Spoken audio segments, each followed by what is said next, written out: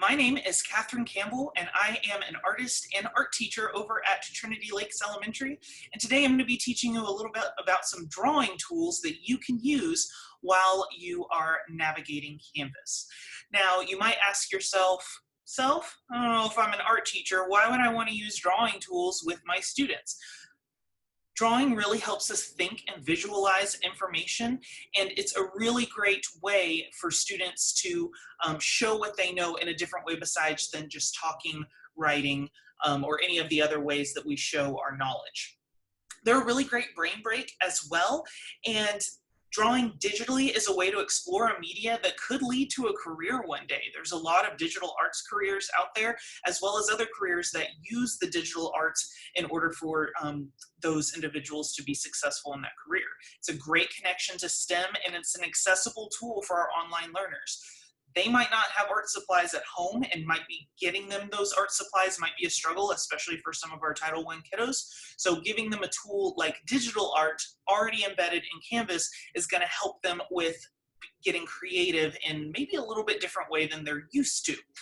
It's also a great social and emotional expression, a way to get some of those feelings out in picture form, and it does the brain a lot of good to create. Studies have shown time and time again, creating does a lot of really great things for all ages. So I'm glad that you're here, and I'm glad that you are wanting to learn a little bit more about digital drawing tools.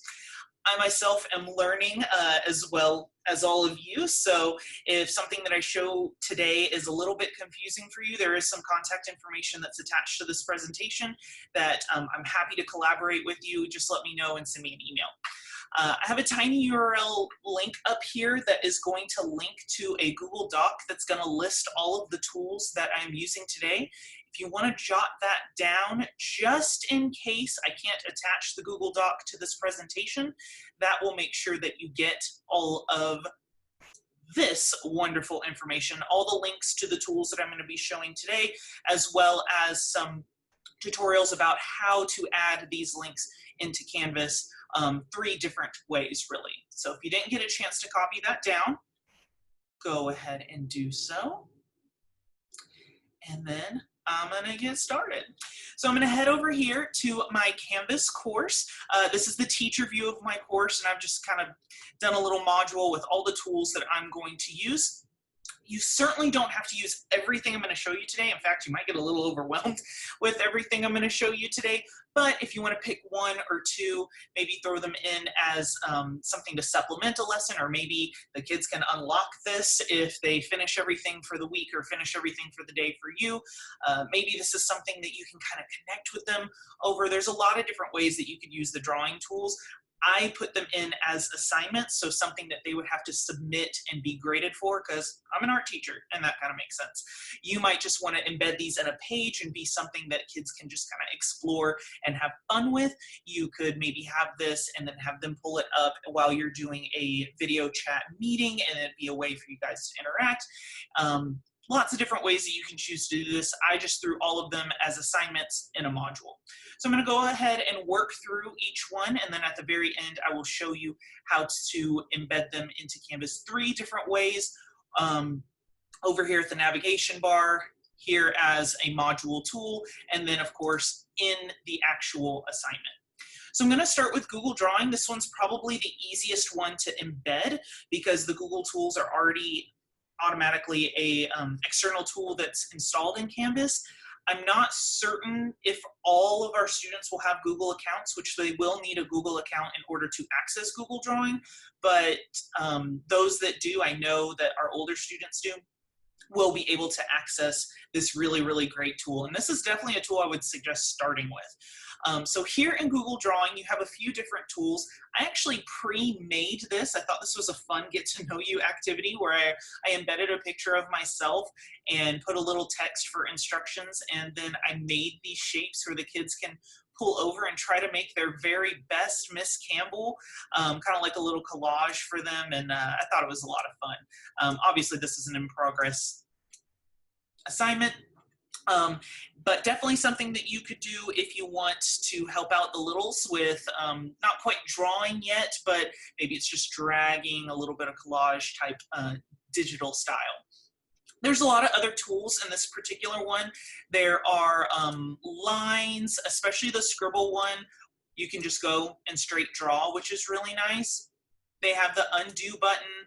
They have shapes. That's how I made this particular one, is I just went in and explored shapes, as well as text that you can add. They can even bring in a picture and then draw on top of it, which is definitely something I'll be doing for one of my assignments.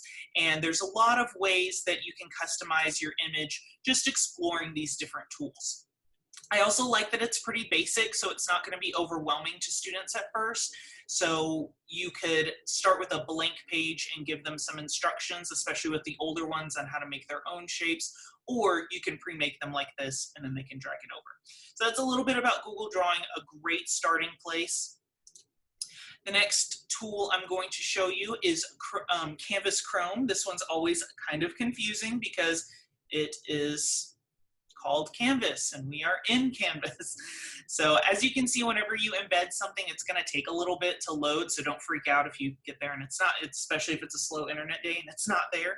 I'm going to go ahead and start a new drawing. Now I did an assignment with this one of create a landscape and then submit the completed image. So as you can see, there is a toolbar over here at the left, where I can use a pencil that's going to be a little bit thinner. See, the line's not super dark. If I want to adjust that to be a little bit bigger, see how it's showing me how large it is, and the opacity, or how dark something's going to be or translucent something's going to be, I can adjust here, especially with that pencil tool, so I can make it even lighter. Really great for shading, especially if you go over and over. Also has an undo tool that's nice to draw with. We have a pen tool. We have a marker tool. If you want to adjust your color, you can head up here, or you can even get into lots of color theory as far as adding white or adding gray or adding black and what that does to a color. We have some chalk, and then we of course have the eraser tool to play with. So that one's a pretty basic one. When students are ready to save their design, they can head over here and save image, and then there's going to be a submission tool of submit your project. This is probably the way I'm going to have everyone submit their pictures, because I will be building online galleries with them. But if that does not work for you, you can maybe come up with a different way for students to submit work. Our next tool is going to be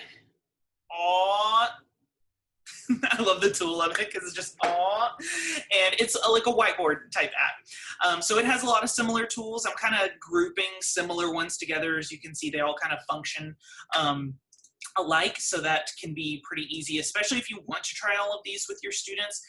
When they kind of get down like, oh, when I change, different types, it's going to make different sorts of lines. And this particular one, I assigned making their dream classroom from a bird's eye view perspective, because, art teacher. And this one, there's that undo tool. Always love the undo tool, which is a great feature of digital art that is just not the same when you use physical media. For this particular project, I would create a video demonstrating to the students how they can use the shape tool to create different shapes for their dream classroom. So maybe that's going to be the teacher desk. I want to sit at some circle tables so I can be with lots of friends. And, oh, I need to make sure to build my walls. And that one's stuck. So as you can see, it has some similar tools to some of the other ones that we did. Same thing of saving is going to be export board, and you can save it as a PDF or a JPEG, and then they can submit that assignment.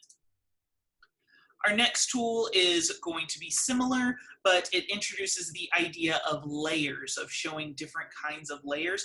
And I actually did a more advanced assignment with this one of creating some layers, or I tell them like different pieces of paper, if you will, and you can sometimes see an image underneath another paper. That's kind of how I explain layers to my students. But I already created 2 layers. I filled one of them with a rainbow, and then I filled one of them with black, and then I want them to use the eraser tool when using this assignment. We need to make sure that we have this paint into layer tool connected. And then whenever I go and draw, it's erasing the black layer to reveal the rainbow layer underneath. So I want them to kind of explore showing me their name.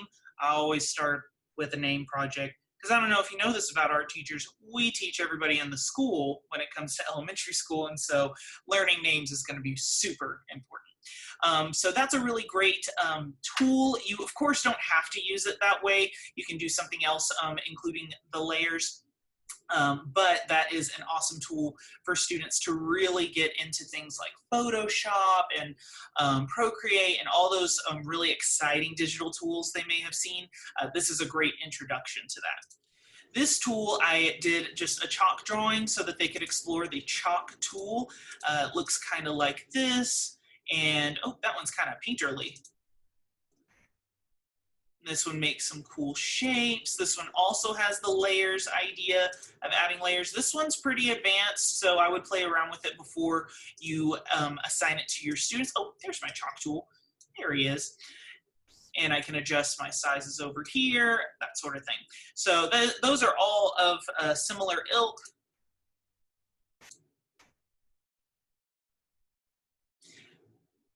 Now this one is very interesting. It wasn't working very well when I tried to embed it here into the assignment, so I actually had it to where it'll go to a different tab, which you really want to work with this one very large because it has a really great lesson for symmetry in it. So it still has the same brushes and stuff that you can do like a lot of our other tools, but this one has an interesting tool where you get to play around with symmetry. And my math teachers, y'all might really like this. So it's going to create a line of symmetry. So this is a horizontal line of symmetry. It can add a vertical line of symmetry. Notice how I clicked both of them, and so both the red lines are on the screen. If I unclick one of them, then only one will be on there. They also have a kaleidoscope where it's going to create several different axes. Then I can take my brush, and there's a lot of fun ones over here to play with a lot of really great textures. And I'm going to go through, I'm going to make a mark, and everywhere I make a mark, it's doing it all along those multiple axes. So that can be pretty fun to build with color, and I'm going to predict it's going to hypnotize your students for a while. So this could be a great kind of meditative project for them, and also to teach them symmetry, especially something with multiple lines of symmetry could be really fun. They have their very own save button over here, and then they can go back and submit it for that particular assignment. Next, I'm going to head over to some little more unusual tools. Toy Theater has a lot of really great tools, but some of the ones I really want to feature are ones that deal with modeling. So over here where it says build and cube are my modeling ones. I think the rest of them are just kind of doodles, or there's other activities that you can do like spiral art, especially if you want to play around with the radial symmetry idea. Mirror does that other line of symmetry. A little bit of animation I haven't played with just yet. But with that build tool, you can come in and build 3D shapes, and it has a fun sound, guys. That's always exciting for the little ones. And you can kind of play around with that. You can use this spiral tool here to move it around. No, it's this spiral tool. Two different images. So that might be confusing for your students as well. So you can kind of take a look at what those look like from different angles. You can also go right down here and you can choose a particular scene. If you go here, you can see all the different tools that they have in that scene. And repeat it. And so you might want students to create some sort of 3D model. So that's a very interesting tool that I haven't gotten a chance to play with too much. This is the only one that I have not been able to find a save button on. So this particular tool would be my opportunity to teach the students how to create a screenshot or take a picture of something that's a selection on their screen and then submit that to me. For you, you might just not want to take this one as a grade. You might want to just have them have a chance to maybe explore some concepts that you did in class in a different way, or model it and see if they can make it themselves, not necessarily something that's going to be as graded. My next one is actually something that I used in the spring with my students over at Bel Air, and we created our very own GIFs. This is a great one for just doing pixel art. So if you like students that like to create images on graph paper or something like that, this is an excellent one to use for that. But I'm actually not going to feature that part of it because I think you guys are smart enough to realize, like, oh, look, it makes pictures using all the little squares, which, you know, is great. But this is the part that I really want to feature. So I actually use this to create animated GIFs where I'm going to make a mark. Down here at the very bottom, I'm going to click Add Frame, and it's going to actually create a second frame. Now, this isn't the same as layers. They're not going on top of each other. They're going to be going next to each other in an animation. So I'm going to do something pretty simple with just this mark that's going across the page. And I love how it shows me where my old image was and then my mark of the new one. And then I can actually preview my animated GIF that I'm making. And it lets you download it into a file, lets you really get specific. I just have the kids like download the way it looks, and then they can submit that file to me as an assignment. And they had a lot of fun with this in the spring, so feel free to use this one. This one's great. It embeds right in Canvas really well, and as you can see, I actually have some recorded demonstrations up here, which is how I highly recommend you give all your instructions for anything visual like this. Record yourself going through the assignment and not just rely on your words or written instructions, because that's going to be incredibly helpful. Our last one that we have is actually something that's going to be a little bit more of a game, but could also be a really fun tool, especially for your kiddos that are, I can't draw. I don't like how my drawing looks. When they're learning digital art, they don't have the same fine motor skills that they will with physical media. And so they're gonna get pretty frustrated, especially if they're not working with a mouse and they have to click and then drag to create images. It's pretty much, even if they're 5th or 6th graders, it's like getting all the way back down to kindergarten. And it can be pretty frustrating. So this tool, I think they're really, really gonna enjoy, because what it does is as you are drawing, since I'm a Trinity Lakes Lion now, I'm gonna try to do my very best lion. I'm even using a mouse, and it's still pretty much a struggle for me. As you are drawing, you'll notice that little bar popped up there.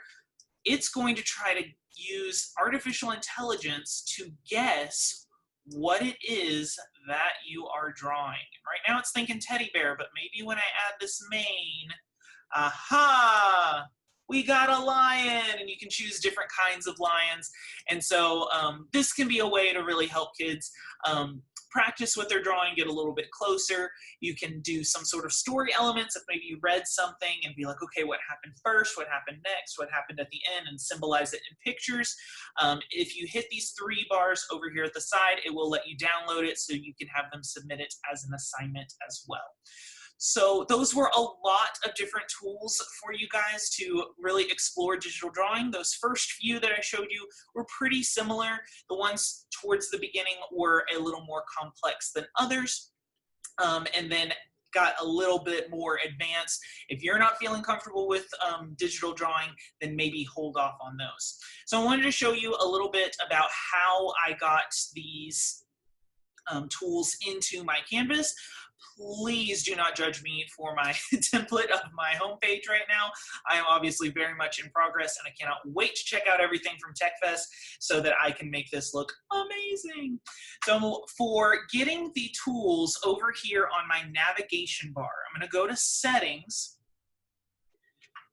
I'm going to head to my apps. It's actually already there, which is very helpful. And I'm going to go to redirect. This redirect tool is my friend because I'm using everything that are websites. And so once I select that tool and I go to Add App, this is where I can input the links that I have right here for you guys. So I am going to do that auto draw, that last one that we looked at. All I have to do is just copy this. Control C for those that want to be fancy. I'm going to call this auto draw. And then I'm just going to copy that in there. And then I'm going to click force open into new tab. I don't need that really. I like for it to be embedded. There was only one in there that needed its own tab. And then I'm going to head over to show in course navigation. Once I hit add app, I'm going to go ahead and hit refresh. And down here, you'll see that it added my auto draw. That was not there before. So that's one way that you can do that, is you can see all these little guys are ones that I have hidden. If you want to stick with like one drawing tool, you can hide anything else and only have that drawing tool available, or you can hide it until it's drawing tool time and then have it come up, like maybe they earn it for Fun Friday or something like that. So that is a feature of Canvas, which is really cool. Another way that I had it is in my modules. So I have like my Google Drawing right here. So I'm going to head over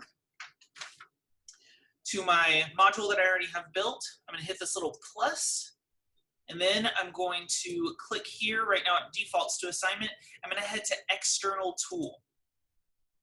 And when I head external tool, it already has everything that I loaded using that redirect tool already in here. So everything that I already talked about is already here. You would have to do it for every single one if every single one is something you're interested in having an opportunity for your students, which art teacher, that makes sense. If you're teaching any other subject, might be a little overwhelming. So I would go and just click the auto draw. If you want it to load to a new tab, you can check that there. Otherwise, you can just hit add item. Don't forget to publish it if you want your students to be able to see it, and then it will be there. And when you select it, it will be nice and open. It will save whatever they were doing in the last time. So if they need to just kind of, clear it out, that's totally fine. The last way that I did it, which is the way that you saw it in my modules, was actually embedding it into an assignment. So I'm going to head over and I'm going to add an assignment of, I already made this, but if you didn't have it, you could just click new assignment and then auto draw guessing game. And I'm going to hit add item. I'm going to head down here and I'm going to edit this. Guess what I'm making. Put a little text in there of whatever they're going to be doing with this assignment. Then, I want you to head over to the HTML editor, and you see we just get a little bit of itty bitty coding. On this document, that if you went to the tiny URL for the TechFest, you're going to see down here to embed it in an assignment or a page, which is totally fine too. I have this code that you can just copy. Then you'll want to paste. I wanted this on a second line, thank you. And then you see where it says paste URL here, that's the website that you want it to go to. So I'm doing this with that auto draw. Here is that website there. And that's the wrong tab. All right, and then we're gonna go to paste URL here. And hey, you sneaky little bee, I see you. We're going to paste. You can switch over to Rich Content Editor, and you notice how it pops up now, and it's embedded in there. Sometimes I'll get a little error message of you have to open this into a new tab, and then I just click on that and it'll open it to a new tab. But the kids will still be able to save it, download it, and then submit it to your assignment. Down here, I go ahead and do online and then file uploads for all of mine. This is the simplest way. There's apparently other ways to do it. I haven't learned that yet, so this one's the simplest one of just online and then file uploads. If you want to restrict them so they don't spend their entire day drawing like somebody that grows up to be an art teacher would do, feel free to do that, and as well as any kind of due dates. If you want it to only be a certain amount of groups or a certain amount of students, maybe they're a special group because they finished all their things and now they get extra drawing time. Whatever you want to do for your assignment. I'm going to go ahead and click Save and Publish because we got to publish the things for the children to see it. And then I'm going to take a look at my awesome tool and it's good to go. If you want to take a look at this in the student view, heading over to home.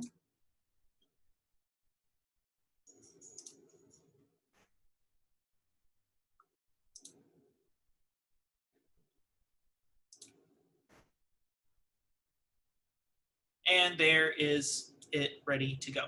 And as you can see, if they go and they download, save their assignment, I'm going to create a video showing my students where to find that on their Chromebooks. It's going to be in their downloads folder. On the iPads, it'll probably be on their camera roll. And when I go to submit my assignment, I'll just choose my file. I'm on a Mac, so that's a computer. It's going to be slightly more complicated, but I'd find the file and upload it. So that was all the really great stuff with digital drawing tools. I hope you guys learned some things. I hope you aren't completely overwhelmed and like, oh no, I'm not going to do any digital drawing because that crazy lady over at Trinity Lakes really overwhelmed me. Try to pick one, offer it to your students, see what they create. You playing around with it also wouldn't be a bad idea. Remember, drawing does a lot of really great stuff for our brain. So don't be afraid to try it out, especially you're gonna have to record a demonstration for your students anyway, so you might as well get some of your own creating time in. My name is Catherine Campbell. Please let me know if you have any questions. I'm Catherine Campbell at hebisd.edu. Anytime that you guys have a question, just shoot me an email and I would be happy to help you out. Bye.